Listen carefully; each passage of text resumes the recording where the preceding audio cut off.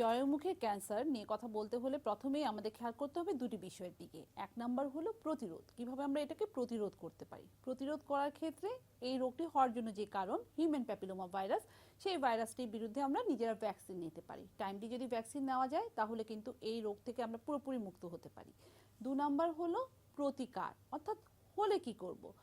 যদি হয়েই যায় চেষ্টা করতে হবে আর্লি ফেজে সেটাকে ডিটেক্ট করা। আর্লি ফেজে ডিটেক্ট করার জন্য কি করতে হবে, স্ক্রিনিং করতে হবে। স্ক্রিনিং আমরা কিভাবে করি, ভায়া টেস্ট বা প্যাপ টেস্ট দিয়ে। আপনার যদি কোনো রকমের বয়স যদি 30 বছর হয়ে যায়, ডেফিনেটলি আপনি নিকটস্থ স্বাস্থ্যসেবা কেন্দ্রে গিয়ে ভায়া বা প্যাপ টেস্টটি করিয়ে নেবেন এবং এটির নির্দিষ্ট শিডিউল অনুযায়ী প্রতি 3 বছর অন্তর অন্তর একবার করে করবেন। এটা করলে যেটা হবে, প্রাথমিক পর্যায়ে এই রোগ আমরা নিরূপণ করতে পারবো এবং যথাযথ চিকিৎসার মাধ্যমে আমরা পুরোপুরি সুস্থ হতে পারবো। এখন যদি আরও বেশি অ্যাডভান্স স্টেজে চলে আসে, সেক্ষেত্রেও একই কথা, আপনি প্রপার জায়গায় যেতে হবে। আপনি একজন ক্যান্সার বিশেষজ্ঞ বা গাইনি অঙ্কোলজিস্টের শরণাপন্ন হতে পারেন। সেখান থেকে আমরা দেখে আপনাকে স্টেজিং করে যেভাবে আপনার চিকিৎসা করলে সর্বোচ্চ আউটকাম বা সর্বোচ্চ রেজাল্ট দেওয়া যায় সেটা আমরা নির্ধারণ করব।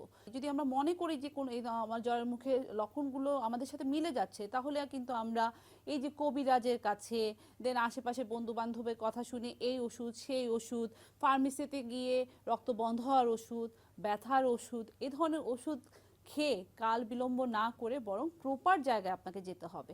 তাহলেই সম্ভব সঠিক চিকিৎসার মাধ্যমে পুরোপুরি সুস্থ হওয়া। ধন্যবাদ।